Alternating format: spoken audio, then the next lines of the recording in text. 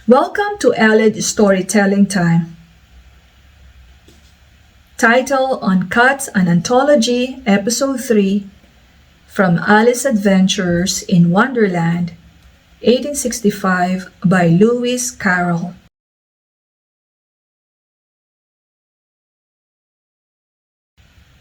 Alice was just beginning to think to herself, "Now, what am I to do with this creature when I get it home?"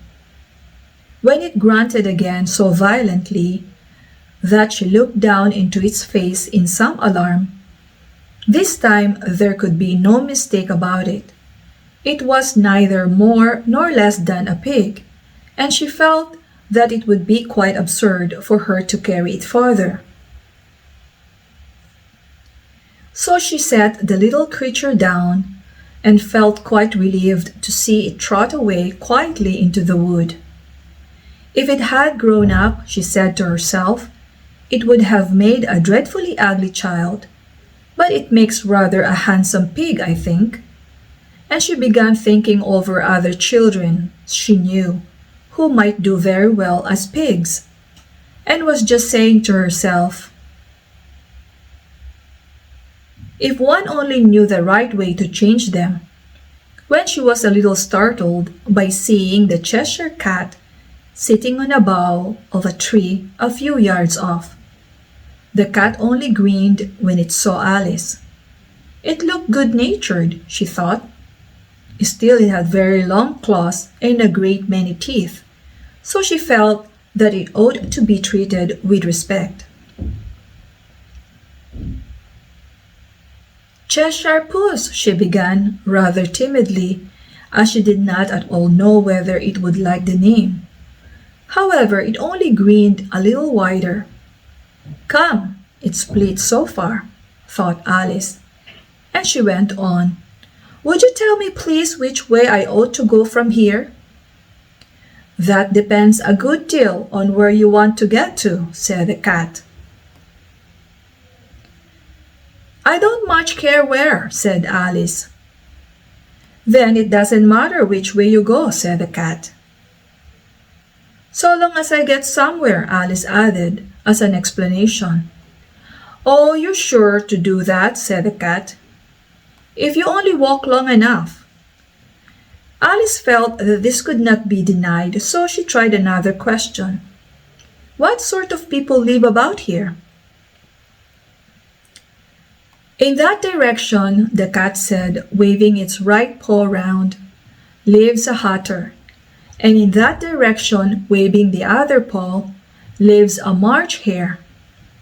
Visit either you like, they're both mad." "But I don't want to go among mad people," Alice remarked. "Oh, you can't help that," said the cat. "We're all mad here. I'm mad, you're mad." "How do you know I'm mad?" said Alice. "You must be," said the cat, "or you wouldn't have come here." Alice didn't think that proved it at all. However, she went on, "And how do you know that you're mad?" "To begin with," said the cat, "a dog's not mad. You grant that?" "I suppose so," said Alice. "Well then," the cat went on,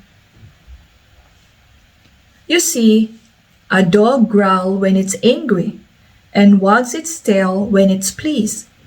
Now I growl when I'm pleased, and wag my tail when I'm angry. Therefore I'm mad." "I call it purring, not growling," said Alice. "Call it what you like," said the cat. "Do you play croquet with the queen today?" "I should like it very much," said Alice. "But I haven't been invited yet." "You'll see me there," said the cat, and vanished. Alice was not much surprised at this. She was getting so used to queer things happening. While she was looking at the place where it had been, it suddenly appeared again. "By the by, what became of the baby?" said the cat. "I'd nearly forgotten to ask." "It turned into a pig," Alice quietly said. just as it had come back in a natural way. "I thought it would," said the cat, and vanished again. Alice waited a little, half expecting to see it again, but it did not appear, and after a minute or two she walked on in the direction in which the March Hare was said to live. "I've seen hatters before," she said to herself. "The March Hare will be much the most interesting. And perhaps as this is May, it won't be raving mad, at least not so mad as it was in March." As she said this, she looked up, and there was the cat again, sitting on a branch of a tree.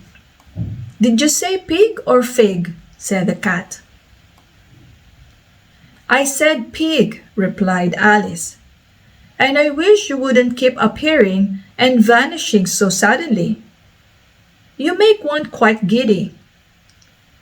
"All right," said the cat, and this time it vanished quite slowly, beginning with the end of the tail and ending with a grin, which remained some time after the rest of it had gone.